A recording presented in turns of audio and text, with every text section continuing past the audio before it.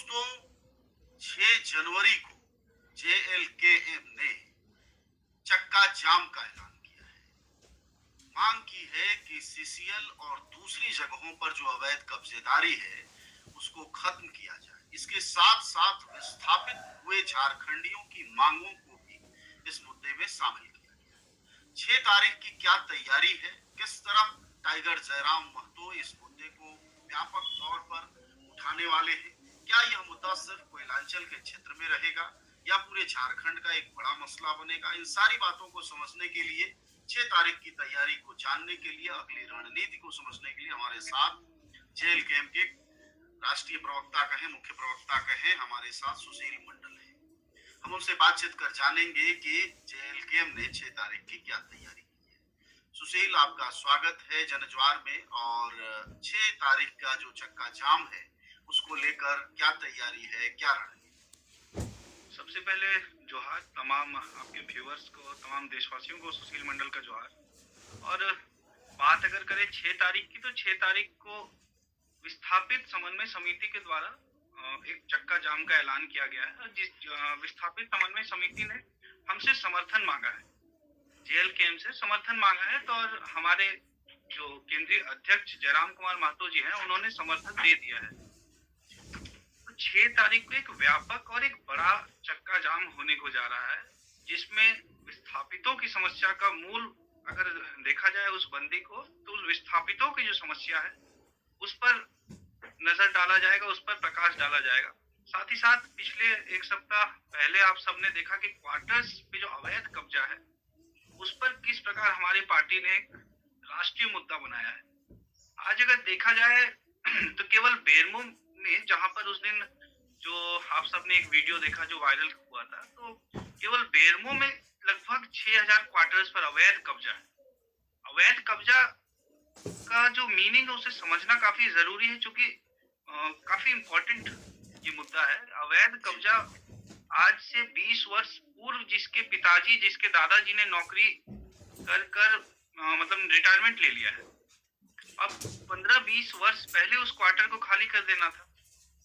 20 वर्ष से लोग वहां रह रहे हैं। तो जिन्होंने जमीन दी, मान लीजिए हमने भूमि अधिग्रहण के समय देश के विकास के लिए जमीनें दी, अब वो जमीन अगर अनयूज है, अगर वो जमीन रिजेक्ट हो चुका है, अगर उस क्वार्टर का जिस महारत्न कंपनी ने लिया, अगर उसे यूज में नहीं कर सकते हैं तो वापस कर दीजिए।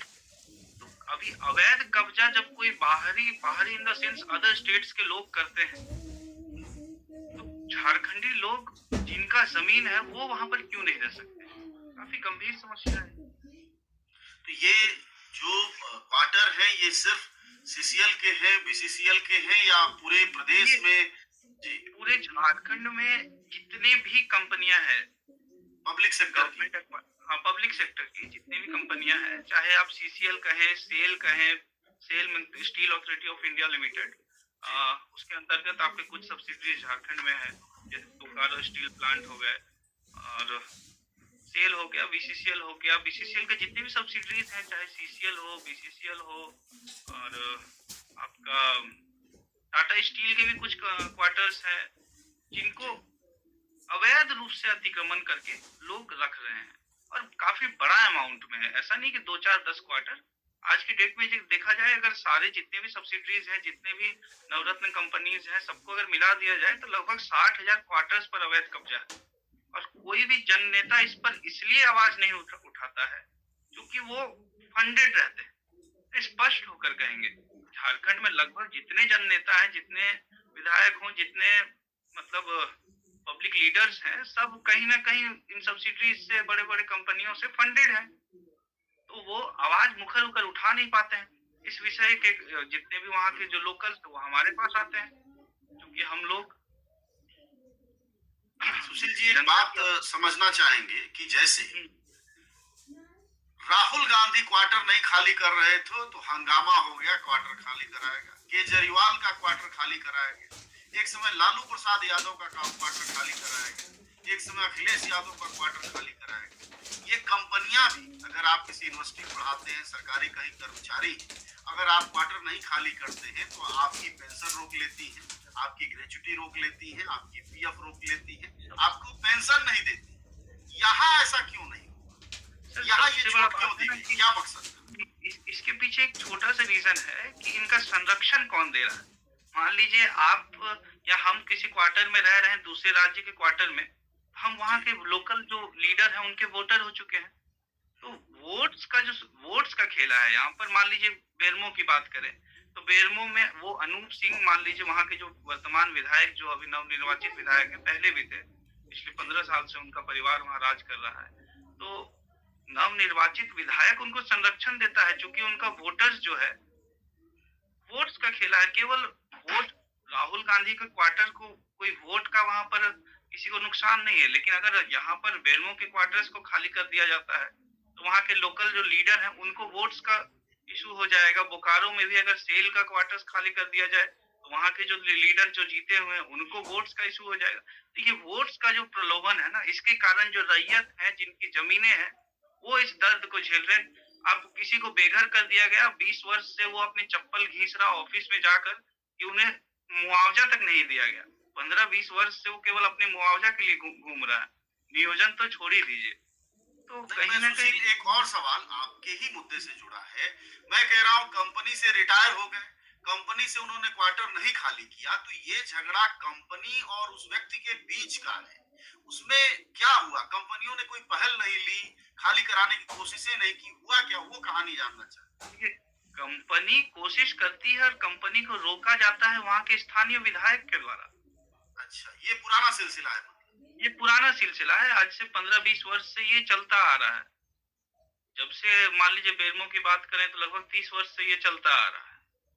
तो इस संरक्षण को तोड़ने के लिए जो जाल जो बिछा हुआ है, इसे तोड़ने के लिए हमारे विधायक, हमारे केंद्रीय अध्यक्ष जयराम कुमार महतो जी ने ये पूरा एक प्लान के तहत तमाम कहीं ना कहीं राष्ट्रीय मुद्दा बनाया है। और हमको लगता है कि आने वाले 6 महीने के अंदर जितने भी क्वार्टर जो अवैध कब्जा किया गया है उसे खाली करवाने के लिए सीसीएल भी अब विवश हो जाएगी, और वहाँ के जो लॉ एंड ऑर्डर जो मेंटेन करने वाले एडीएम साहब है, एसडीएम साहब है, वो भी इसमें सहयोग करेंगे। क्योंकि देखिए अच्छा काम करने जाइएगा तो आप पर कहीं ना कहीं हम लोगों के ऊपर केस हो गया, तो केस अब सामान्य हो चुका है। जब आप जन हित के लिए लड़ाई लड़ेंगे तो केस कोई बहुत बड़ा इशू नहीं है। अगर जनता की भलाई के लिए 2-4 केस भी हमारे पार्टी के लड़कों के ऊपर, अध्यक्ष के ऊपर लगता है तो हम इसे लेने के लिए तैयार हैं। दूसरा, चलिए, ये तो सत्ता पक्ष है, जो हेमंत सोरेन है, कांग्रेस है, ये तो सत्ता में बैठे लोग हैं। विपक्ष की जो पार्टियां हैं, खासकर आजसू, भारतीय जनता पार्टी, उसने क्या विस्थापन के जो ये जिनका समर्थन आप लोगों ने किया है, क्या विस्थापितों के इन मुद्दों को बीजेपी समर्थन दे रही है? अगर आज तक विस्थापितों को लेकर बीजेपी सीरियस रहती तो लगभग 25 वर्ष हो चुके हैं झारखंड राज्य के गठन में, तो लगभग 15 से 16 वर्ष उन्होंने राज किया है। तो अगर विपक्ष सीरियस रहती, अभी फिलहाल जो विपक्ष है, कल तो वो सत्ता पक्ष में थी, अगर वो सीरियस होती तो आज विस्थापन का जो दर्द है, हम आपको बताएं, सुबह 6 बजे हमारे विधायक जी, जो हमारे केंद्रीय अध्यक्ष सोकर उठते हैं, उनके घर एक लंबी कतार लग जाती है, लगभग 100-150 लोगों की, जो केवल विस्थापित लोग हैं और जिनको नियोजन नहीं मिला है, जिनको नौकरियां नहीं मिली है, जिनको उनके जमीन के बदले मुआवजा नहीं मिला है, वो हमारे पास आकर आंसू निकलते हैं उनके। तो कहीं ना कहीं इस समस्या को हमें लगा कि गंभीरता पूर्वक लेनी चाहिए, और पार्टी काफी सीरियस है इस मुद्दे पर। आने वाले समय में काफी बड़ा एक ड्रास्टिक रिजल्ट भी हमें मिलने जा रहा है। विपक्ष बिल्कुल ही सीरियस नहीं है, विपक्ष केवल वोट बैंक की तरह इस्तेमाल की है आज तक। आज जो सत्ता पक्ष में वो कल विपक्ष थी, और जो आज सत्ता में है वो कल विपक्ष थी। तो दोनों ही, आज जो सत्ता पक्ष हो चाहे विपक्ष हो, दोनों ने ही विस्थापितों को केवल और केवल ठगा है और वोट बैंक की तरह इस्तेमाल किया है। अब हम लोग जो हैं काफी सीरियस इस मुद्दे पर, और इसे कहीं ना कहीं नेशनल मीडिया तक में कवरेज मिला है। हमें लगता है सॉल्यूशन भी काफी जल्द मिलेगा। एक चीज और बताइएगा, आप दो शब्द यूज कर रहे हैं, जो लोग सुबह जयराम महतो के यहाँ पहुंच जाते हैं, विधायक जी के यहाँ, एक नियोजन और दूसरा शब्द है मुआवजा। तो ये कंपनियां बने 50 साल हो गए, क्या इन लोगों को मुआवजा या नियोजन देने का कोई वायदा किया गया था, जिसको आज तक इन कंपनियों ने पूरा नहीं किया? ये काफी, अगर इस बात पर प्रकाश डाला जाए तो काफी दर्दनाक घटना है ये। आज से मतलब मुआवजा हो चाहे नियोजन की बात, आज जो लड़का हमारे पास आता है ना, उसके दादाजी को वादा किया गया था एक जनरेशन पहले ही जिनका डेथ हो चुका है ऑफिस के दो चक्कर लगाते लगाते, उनके पिताजी अब बूढ़े हो चुके हैं, और एक लड़का, एक बच्चा 18, 20, 25, 30 साल का हो गया है, वो आता है हमारे पास। एक लंबा प्रक्रिया है, लोग लगभग 30, 40, 50 वर्ष से चलता आ रहा है, और लोगों को मतलब दर्द इस प्रकार से लोग झेल रहे हैं कि अब उनके पास मान लीजिए उनकी जमीनें चली गई, जिससे वो खेती करते थे, उनका घर चला गया रहने के लिए। अब अभी हम बोकारो की स्थिति देखें तो 40 गांव ऐसे हैं जो झारखंड के मानचित्र में ही नहीं है, मतलब विस्थापित होकर उनको एक जंगली क्षेत्र में जाकर रहना पड़ा, जो आज तक न नगर निगम में आ पाया, न ग्राम पंचायत में आ पाई। तो इन सब चीजों को न वहाँ के स्थानीय विधायक उठाते हैं, न सांसद उठाते हैं। तो आज उन झारखंड के पास कोई ऑप्शन ही नहीं है। झारखंड के जो शोषित, वंचित, पीड़ित लोग हैं, उनके पास कोई ऑप्शन नहीं है टाइगर जयराम महतो के अलावा। इसलिए वो लंबी कतार लगती है सर। तो आपका ये कहना है विपक्ष का कोई साथ नहीं है, सत्ता पक्ष में खुद आपने विधायक जी का नाम लिया है। तो ये बताइए, आखिरी सवाल आपसे ये कि इसको लेकर विस्थापितों की एकता की एक अपील कर रहे थे जयराम महतो, जो सीसीएल के बाद का एक कार्यक्रम बिरमोन में वीडियो में देख रहा था, तो क्या उसका असर हुआ? जुट हुए हैं या अभी भी भाजपा समर्थक विस्थापित, कांग्रेस समर्थक विस्थापित, जयराम समर्थक विस्थापित इस गुट में बटे हुए हैं अभी? नहीं नहीं, ये अब हमको लगता है 24 वर्ष में पहली बार ऐसा हुआ है कि कोई समर्थित विस्थापित नहीं रहा है। विस्थापित अब डायरेक्ट फ्रंट लाइन में आकर लड़ाई लड़ रहा है, और चाहे सीसीएल हो, आज बीसीसीएल में भी आने वाले समय में एक व्यापक आंदोलन होने को जा रहा है। सिंदरी, जो हमारे धनबाद में सिंदरी क्षेत्र है, वहां पर आपका हर्ल की कंपनी है, एसीसी है, वहां पर भी लोग विस्थापित हुए हैं। तो जितने विस्थापित हैं अब फ्रंट लाइन में आकर खुद अपनी लड़ाई लड़ रहे हैं, क्योंकि इससे पहले जब वो लड़ाई लड़ते थे उनको डायरेक्ट लाठियां बरसाया दी जाती थी, उनको डायरेक्ट केस कर दिया जाता था। अब एक विधायक उनके आगे आकर खड़ा है, एक ढाल बनकर खड़ा है, जो उनकी लड़ाई को खुद लड़ रहा है। और आने वाले समय में झारखंड में हमें लगता है कि ये पहली बार 24 वर्ष में होने जा रहा है जब विस्थापितों को उनका हक अधिकार मिलने को जा रहा है। क्या विस्थापितों की संख्या का कोई आकलन है? उनके जिले और उनका जातीय स्थिति क्या है? इस बारे में कोई जानकारी दे पाएंगे आप? देखिए, जहां तक विस्थापितों की जाति के ऊपर देखा जाए तो कोई विशेष एक जाति के लोग नहीं है। हर जाति, हर कस्बे के लोग यहाँ पर पीड़ित हैं। उसके बाद जिला देखा जाए तो मैक्सिमम कोयलांचल का ही क्षेत्र इसमें ज्यादा इन्वॉल्व है, क्योंकि कोयला का खनन यहाँ पर 1879 1889 में स्टार्ट हुआ था, और तब से लगातार लोगों को विस्थापित किया जा रहा है, कोयला निकाला जा रहा है, देश के विकास में कोयला दिया जा रहा है। लेकिन झारखंड के विकास के लिए यहाँ के लोग जो विस्थापित हो रहे हैं, उनके विकास को लेकर न सरकार सीरियस है, न केंद्र सरकार सीरियस है, न राज्य सरकार सीरियस है, और लोग लगातार शोषित होते जा रहे हैं और सदियां बीतती जा रही है। विस्थापितों की समस्या में आपके विधायक, आपकी पार्टी इस बात को भी शामिल करेगी? मैं जब भी ग्राउंड रिपोर्ट पर गया इस पूरे कोयलांचल के इलाके में, तो प्रदूषण का भारी संकट है, पानी का उससे बड़ा संकट है, खेती बाड़ी मुश्किल होती जा रही है। तो क्या आजीविका का भी सवाल विस्थापन में वो शामिल करने जा रहे हैं? बिल्कुल बिल्कुल बिल्कुल, जैसे ही विस्थापित लोग विस्थापित हुए, उनकी जमीनें चली गई, उनकी खेती करने का जो जगह था वो चला गया। साथ ही साथ अगर कुछ लोग मान लीजिए 5 किलोमीटर रेडियस में एक विस्थापन का क्षेत्र बन गया, अब लोग 5 किलोमीटर के दायरे के बाहर जाकर जब लोग रहने जा रहे हैं, तो एक पॉल्यूशन काफी व्यापक रूप से मीथेन गैस निकलता है। जानते हैं आप भी कि जब खनन होगा तो गैसेस जो है, हार्मफुल गैसेस की तो संख्या इतनी ज्यादा, ओजोन निकलेगा, आपका मीथेन निकलेगा, और उसको झेल रहे हैं। और लोग, आप एक बार कभी झरिया अगर देखिए, झरिया के ऊपर काफी कुछ बायोपिक्स बने हैं, उनको एक बार नजर डालकर देखिएगा कि लोग, मैं खुद गया हूँ झरिया। हाँ, जब गए तो लोग, अगर 30% लोग नेचुरल डेथ से मर रहे हैं, तो 60% लोग जो है कोई बीमारी से ग्रसित होकर मर रहे हैं। तो इस पर भी तो सरकार को तो सीरियस रहना पड़ेगा। न केंद्र सरकार सीरियस है, न राज्य सरकार सीरियस है। और जब कोई आंदोलन होता है तो केंद्र सरकार से भी निर्देश आता है लाठियां बरसाने की, और राज्य सरकार की तरफ से भी आता है लाठियां बरसाने की। तो आज के डेट में विस्थापित लोगों के पास कोई ऑप्शन ही नहीं है। फिलहाल उनके पास जयराम कुमार महतो नाम का एक विधायक, एक केंद्रीय अध्यक्ष जेएलकेएम पार्टी का है, जिनका साथ अगर उन्हें मिल रहा है तो वो खुलकर आ रहे हैं हमारे पास और फ्रंट लाइन में अपनी लड़ाई को लड़ रहे हैं। इस इलाके में माफिया भी बहुत है, और आपके में आप लोग कदम रख रहे हैं।